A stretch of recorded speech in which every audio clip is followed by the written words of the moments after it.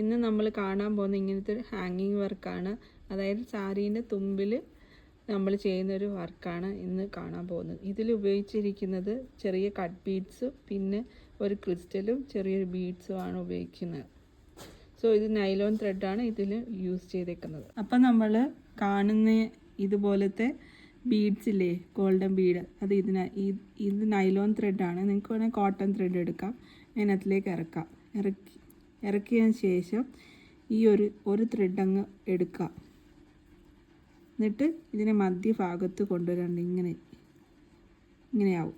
എന്നിട്ട് നെക്സ്റ്റ് നമ്മൾ ഇതുപോലത്തെ ബീഡ്സ്, ക്രിസ്റ്റൽ ബീഡ്സ് ഇതിലേക്ക് ഇറക്കാം.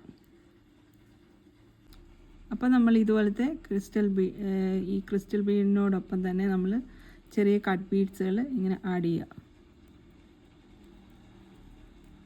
ഇതുപോലെ നമുക്ക് ലെന്ത് എത്ര വേണോ അതനുസരിച്ച് നമുക്കിങ്ങനത്തെ ബീഡ്സുകൾ ആഡ് ചെയ്യാം. ഇതിന് ശേഷം നമ്മൾ ഈ ത്രെഡ് നമ്മൾ നീഡിലിൽ കോർത്തെടുക്കാം കേട്ടോ.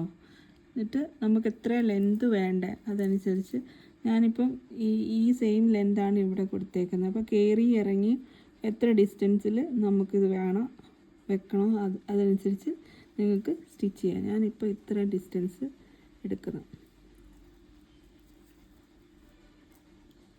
ഇനി നമുക്ക് ഫിനിഷ് ചെയ്യാം.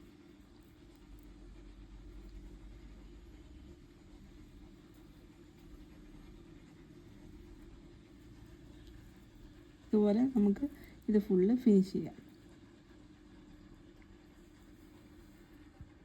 അപ്പോൾ നമ്മൾ ഹാങ്ങിങ് വർക്ക് ഇവിടെ ഫിനിഷ് ആയിട്ടുണ്ട്. എല്ലാവരും ഇതൊന്ന് ട്രൈ ചെയ്ത് നോക്കണം. സോ ഇത് സാരിയുടെ ഭാഗത്തൊക്കെ നമുക്ക് ചെയ്യാവുന്നതേ ഉള്ളൂ. Thank you so much for watching my video. Please like and subscribe.